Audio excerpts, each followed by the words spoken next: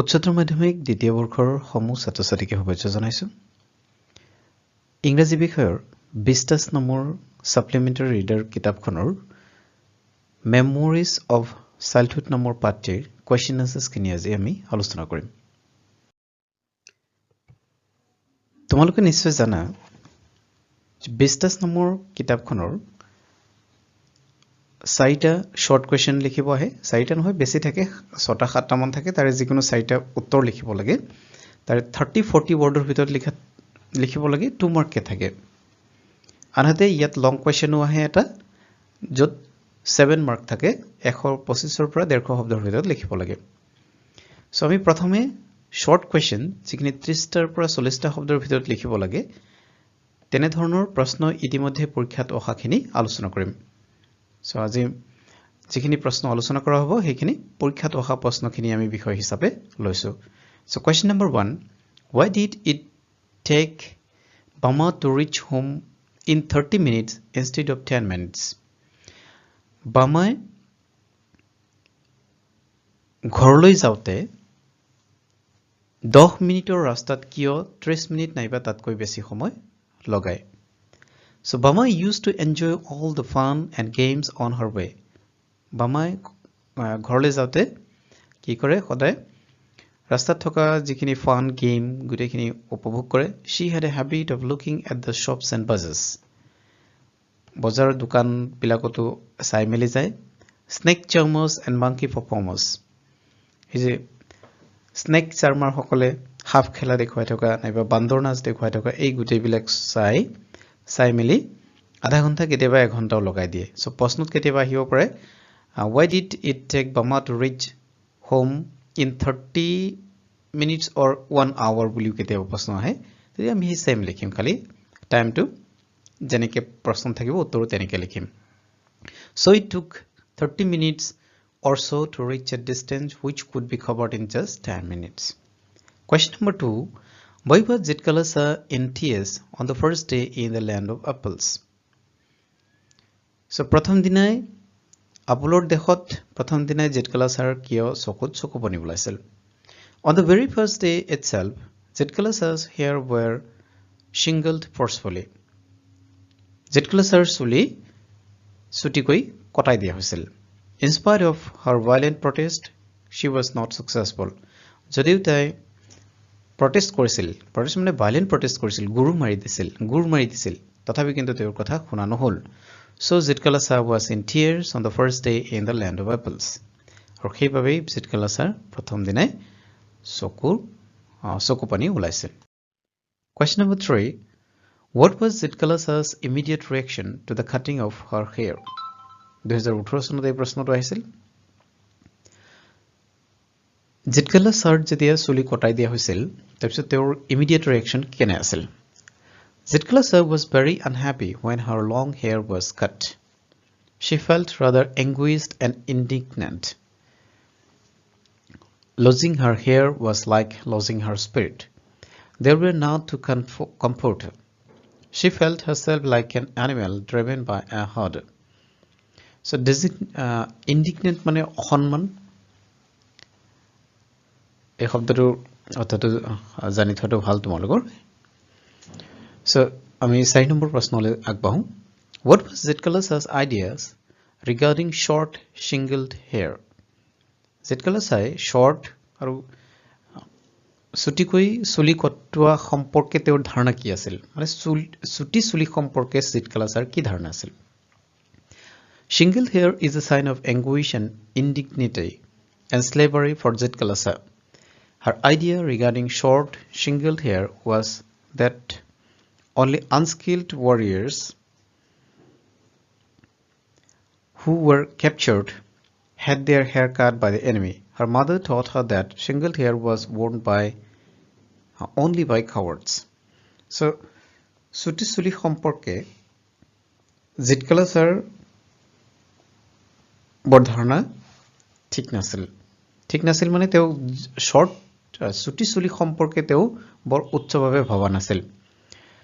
চুটি চুলি থকাটো তেওঁ অসন্মানৰ এক কথা বুলি ভাবিছিল। এংগুইশ মানে হৈছে শাৰীৰিক বা মানসিক পীড়া, আৰু ইনডিগনিটি মানে অসন্মান। যদি চুটি চুলি থকাটো তেওঁৰ বাবে এক মানসিক অশান্তি নাইবা অসন্মানৰ প্ৰতীক বুলি ভাবিছিল and slavery আৰু দাসত্বৰ প্ৰতীক বুলিও তেওঁ ভাবিছিল her idea regarding short single hair was that only unskilled warriors who were captured had their hair cut by the enemy so চুটি চুলি তেওঁৰ মতে জিতকালাছাৰ মতে চুটি চুলি সেই সকল ব্যক্তিয়ে ৰাখে বা চুটিকৈ সেই সকল ব্যক্তিৰে চুলি কটাই দিয়া হয় যিসকল যুদ্ধত বন্দী হয় নাইবা মাকেও সৰুৰে পৰা শিকাইছিল যে চুটি চুলি কেৱল কাৱাৰ্ড সকলেহে ৰাখে Question number 5 When did Bama experience untouchability So এবাৰ আমি বামা নামৰ আৰু এগৰাকী ক্যাৰেক্টাৰ পাম এই পাৰ্টিত গতে বামা কেতিয়া untouchability এক্সপেৰিয়েন্স কৰিছিল অস্পৃশ্যতা কেতিয়া বুজি পাই উঠিছিল Bama first encountered untouchability when she saw an elder of her caste carrying a packet containing food with its string without directly touching it. Bamai tetiai untouchability সম্পৰ্কে অনুমান কৰিব পাৰিছিল বা বুজি পাইছিল যেতিয়া তেওঁ দেখিছিল যে তেওঁৰ নিজৰ কাষ্টৰ এগৰাকী ব্যক্তিয়ে উচ্চ কাষ্টৰ আপাৰ কাষ্টৰ ব্যক্তি এগৰাকীলৈ খাদ্যবস্তু লৈ যাওতে সেই খাদ্যবস্তুটোক ডাইৰেক্ট টাচ নকৰি ষ্ট্ৰিং এডালত স্পৰ্শ কৰিহে হেতু লৈ যোৱা দেখা পাইছিল On being asked, she was told that they belong to a low, untouchable caste. এই সম্পৰ্কে সোধাত তেওঁ কোৱা হৈছিল যে তেওঁলোক যেহেতু লো কাষ্টত বা লোৱাৰ কাষ্টৰ হয় আৰু সেইভাবে তেনে উচ্চ কাষ্টৰ মানুহৰ খাদ্যবস্তু স্পৰ্শ কৰিব নাপায় Thus Bama experienced untouchability. এনেকৈ বামাই জীৱনত প্ৰথমবাৰৰ বাবে untouchability অনুমান কৰিব পাৰিছিল Why did Jitkalasa feel uncomfortable in dining room? Jitkalasa dining roomot kiyo uncomfortable feel korisil. Jitkalasa could not cope with the rules of dining room. Jitkalasa prothome koi dining room rule niyom bilak bhalkoi jana nasil. She could not adjust with the Indian girls who were in stiff shoes, closely clinging dresses, sleeved aprons and shingled hair. Jitkalasa তাত থকা ভাৰতীয় মহিলাসকল যিসকলৰ কাপোৰ কানি পিন্ধাৰ ধৰণ কিছু পৃথক আছিল চুলি চুটিকৈ কটাই দিয়া হৈছিল তেনে মহিলাসকলৰ লগত বা তেনে ছোৱালীসকলৰ লগত কিছু অস্বস্তি বোধ কৰিছিল so she was uncomfortable in the dining room সেইভাবে তেওঁ ডাইনিং ৰুমত uncomfortable feel কৰিছিল Question number 7 Why did Bama feel terribly sad and provoked বামাই কিয় সাংঘাতিকভাৱে sad অনুভৱ কৰিছিল আৰু provoked অনুভৱ কৰিছিল Bama was a simple girl who didn't know the complexities of caste system in India Bama বৰ সহজ সৰল ছোৱালী আছিল তাই ভাৰতবৰ্ষত থকা কাষ্ট সিস্টেমৰ এই জটিলতা সম্পৰ্কে একো বুজি পোৱা নাছিল She did not know the difference between rich and poor people তেৱন কি ধনী আৰু দুখীয়াৰ মাজত যে পাৰ্থক্য থাকিব লাগে বা মানুহে সৃষ্টি কৰে সেই সম্পৰ্কেও তেওঁ একোৱে জনা নাছিল She felt terribly sad and provoked when she first knew the idea of upper caste, lower caste and untouchability. তেওঁ খুব সাংঘাতিকভাৱে দুখ পাইছিল যেতিয়া তেওঁ বুজি পাইছিল যে সমাজত lower caste, upper caste নাইবা untouchability এইবিলাক কথাও এই সমাজত আছে What did Annan say about his community to the narrator? Annane নিজৰ community সম্পৰ্কে narrator Bamak কি কৈছিল? Annan told the narrator that he belonged to a low caste community. Annane narrator গৰাকী কৈছিল যে তেওঁ হেনো lower caste community পৰা belong কৰে. The upper caste people has no respect for his caste. Upper caste মানুহে তেওঁৰ caste মানুহৰ প্ৰতি কোনো ধৰণৰ সন্মান প্ৰদৰ্শন নকৰে They were regarded as untouchable and so they do not make friends with them তেওঁলোকক untouchable অস্পৃশ্য বুলি গণ্য কৰা হয় আৰু সেই কাৰণে তেওঁলোকৰ লগত বন্ধুত্ব স্থাপন কৰিবলৈ দিয়া নহয় So he kept himself away from the upper caste people সেইভাবে তেওঁ নিজেই upper caste মানুহৰ পৰা আঁতৰত থাকিবলৈ যত্ন কৰে ইতিমধ্যে আমি 2 মাৰ্কৰ কোৱেশ্চন 8টা আলোচনা কৰো যিখিনি ইতিমধ্যে পৰীক্ষাত আহিছিল এবাৰ আমি লং কোৱেশ্চন কিনে আলোচনা কৰিম লং কোৱেশ্চন ইতিমধ্যে পৰীক্ষাত 3টা আহিছিল এই পাঠ্যৰ পৰা তাৰে তিনিটা আমি আলোচনা কৰিছো এই কোৱেশ্চন বিলাকত 7 নম্বৰকে থাকিব 125 ৰ পৰা 150 শব্দৰ ভিতৰত লিখিব লাগে প্ৰথম প্ৰশ্নটো হৈছে compare and contrast the stories of Jitkalasa and Bama 2020 চনত আহিছিল Jitkalasa আৰু বামাৰ কাহিনী দুটাৰ তুলনামূলক আলোচনা কৰিব দিছে The stories of Jitkalasa and Bama have similarities Jitkalasa আৰু বামাৰ কাহিনী দুটাৰ যথেষ্ট মিল আছে Though the two stories are based on two different cultures but both have a lot in common as far as their suffering is concerned যদিও দুটা কাহিনী দুটা বেলেগ বেলেগ স্থানত তথাপি কিন্তু তেওঁলোকৰ সাফাৰিংৰ প্ৰতি লক্ষ্য ৰাখি দুইটা কাহিনীৰে যথেষ্ট কমন বা মিল থকা আমি দেখা পাওঁ Jitkalasa was a victim of cultural invasion where her own cultural identity was being threatened and Bama was a victim of untouchability a struggle for class Jitkalasa cultural invasionৰ বলি হৈছিল আনহাতে বামা তেওঁ untouchabilityৰ লগত যুদ্ধ কৰিবলগীয়া হৈছিল Jitkalasa's long hair was cut against her will protest and tradition Jitkalasar দীঘল চুলি তেওঁৰ ইচ্ছা প্ৰতিবাদ আৰু পৰম্পৰাৰ বিৰুদ্ধে কাটি দিয়া হৈছিল She felt anguished and indignant and like an animal where there were none to help even to console তাত জোৰ জবস্তি বা জোৰ কৰি তেওঁৰ চুলি কটাই দিয়া হৈছিল যেটো তেওঁৰ কাৰণে অসন্মান আৰু মানসিকভাৱে তিক্তদায়ক আছিল আনকি এই চুলি কটোৱাৰ পিছত তেওঁ খান্তনা দিবলৈ কোনো তাত নাছিল Bama belonged to Tamil Indian who was considered as Dalit Bama তামিলনাডুৰ এক দলিত সম্প্ৰদায়ৰ বুলি বিবেচনা কৰা হৈছিল She was not allowed to meet with upper caste people তেওঁক উচ্চ জাতৰ বা উচ্চ বংশৰ মানুহবিলাকৰ লগত মিলামিছা কৰিবলৈ দিয়া হোৱা নাছিল Social discrimination was dominant in her society সমাজত সামাজিক discrimination পাৰ্থক্যতা যথেষ্ট পৰিমাণে দেখা গৈছিল Both Jitkalasa and Bama fought the existing circumstance with courage and determination কিন্তু এই দুইটা কাহিনীতে Jitkalasa আৰু বামাই নিজৰ নিজৰ ক্ষেত্ৰত তেওঁলোকে এই সমাজৰ ৰীতিবিলাকৰ বিৰুদ্ধে যুদ্ধ কৰিছিল and ended the prejudice discrimination and oppression আৰু তেওঁলোক নিজৰ নিজৰ ক্ষেত্ৰত সফল হৈছিল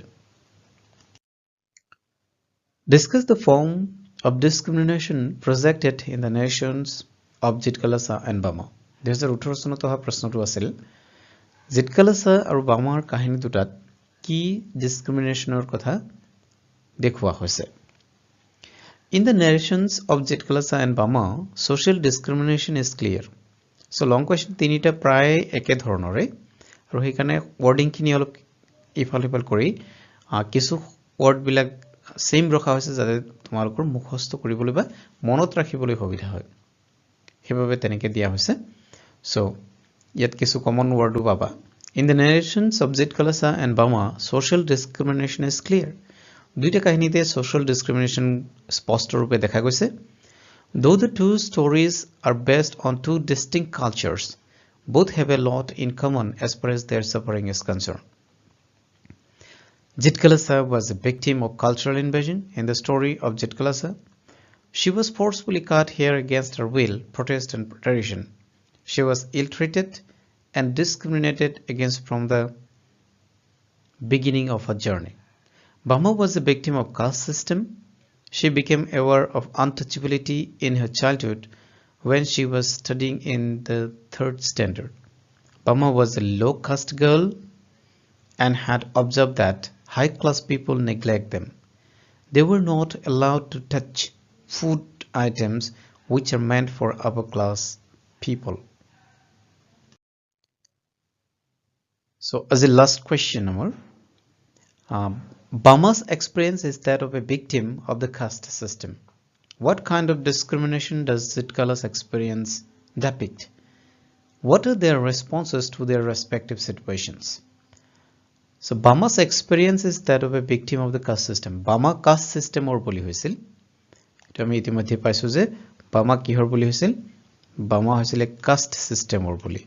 Or what kind of discrimination does Jitkala Sai experience? Jitkala Sai kene dhoroner samajik boikshommota experience korisil. What are their responses to their respective situations? Aru teluke ei samajor poristiti bilakor logot kene dore mukabila korisil. Hetu yet borona koribo dise. So ene dhoroner question at tinta bhagot question ase. Tinta bhagot question thoka bilakok mark papule subida hoy bhangi bhangi jodi likha hoy. So answer in the Ramilikim. Bama's experience is that of a victim of the caste system in India. Bamar experience ki asil? Bamar experience asil Bharatborkhor caste system or boli hoisil. She is the Tamil girl who first did not know about the caste system but later came to know about it.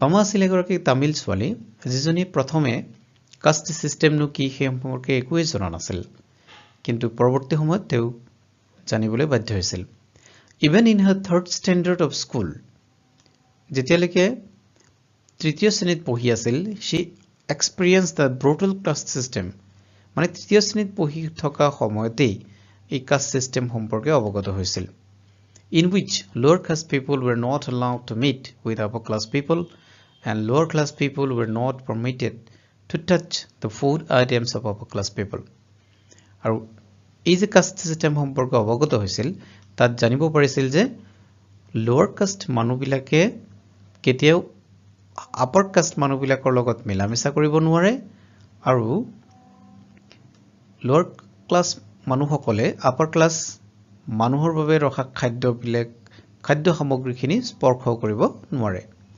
Jitkala Sai experienced the discrimination in the land of apple আৰু আনহাতে Jitkala Sai land of apple মানে আমেৰিকাত তেওঁৰ এই সামাজিক বৈষম্যতা প্ৰত্যক্ষ কৰিছিল she was a native american Jitkala Sai আছিল এগৰাকী native american she was treated differently তেওঁ কিন্তু differently treat কৰা হৈছিল ব্যৱহাৰ কৰা হৈছিল rather brutally দৰাচলতে brutally তেওঁক ব্যৱহাৰ কৰা হৈছিল her long hair was cut against her will protestant tradition এই শব্দকিটা সেম ৰখা হৈছে মানে এনে ধৰণৰ সেন্টেন্স বিলাক যাতে মনত ৰাখিবলৈ সুবিধা হয় তাৰ কাৰণে সেম ৰখা হৈছে আৰু এটো হয় her long hair দীঘল চুলি কটাই দিয়া হৈছিল ইচ্ছা প্ৰতিবাদ আৰু পৰম্পৰাৰ বিৰুদ্ধে গৈ তেওঁৰ দীঘল চুলিখিনি কটাই দিয়া হৈছিল it was very anguishing and indignant for her এই anguishing আৰু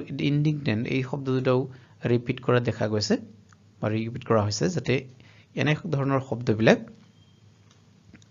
মনত থাকিবলৈ সুবিধা হয় ই আছিল তেওঁৰ বাবে চূড়ান্ত অপমানজনক আৰু মানসিক অশান্তিমূলক for her because her mother taught her that shingled hair was worn by only by cowards কাৰণ Jitkala Sai হৰৰ পৰা এটা ধাৰণা পাইছিল মাকৰ পৰা যে সুটি চুলি কেৱল কি হয় কাৱাৰ্ড সকলেহে ৰাখে both Jitkala Sai and Bama fought the existing circumstances with courage and determination and ended the prejudice discrimination and oppression এই সেন্টেন্স দুটাও ৰিপিট কৰা হৈছে বা সেম ৰখা হৈছে আগৰ প্ৰশ্নবিলাকৰ লগত কিয়নো যাতে ইয়াৰ মনত ৰাখিবলৈ সুবিধা হয় সো Jitkala Sai আৰু Bamaই নিজৰ নিজৰ ক্ষেত্ৰত অন্যৰ বিৰুদ্ধে মাত মাতিছিল আৰু শেষত তেওঁলোক সফল হৈছিল গতিকে আশা কৰিছো তোমালোকৰ এই ২০ নম্বৰ পাঠটিত মেমৰিজ অফ চাইল্ডহুড নামৰ পাঠটি ২০ নম্বৰ কিতাপখনৰ মেমৰিজ অফ চাইল্ডহুড নামৰ পাঠটিত কোৱেশ্চন আনসাৰ্স খিনি ভালকৈ বুজি পাইছা এই সম্পৰ্কে আৰু কোনো অসুবিধা থাকিব লাগে বুলি মই ভবা নাই আপোনালোকে এয়া স্ক্ৰিনশ্বট কৰি লিখিও ল'ব পাৰিবা আৰু বুজিবৰ কাৰণে তোমালোকে এবাৰ দুবাৰ মান যদি ৰিপিট কৰা কেইবাবাৰো যদি চাই দিয়ে তেতিয়াহ'লে ইয়াৰ বহুখিনি কথা মনতো থাকি যাব গতিকে এনেকৈ তোমালোকে এই প্ৰশ্নোত্তৰখিনি আৰু সেম এক্সাক্টলি যে লিখিব লাগিব তেনে কথা নহয় তোমালোকে ইয়াৰ পৰা আকৌ আইডিয়াটো মূল আইডিয়া লৈ নিজৰ ভাষাটো লিখিব পৰা তেতিয়া আৰু বেছি সুবিধাজনক হ'ব গতিকে আজিলে তেতিয়াহ'লে ইমানতে শেষ কৰিম ধন্যবাদ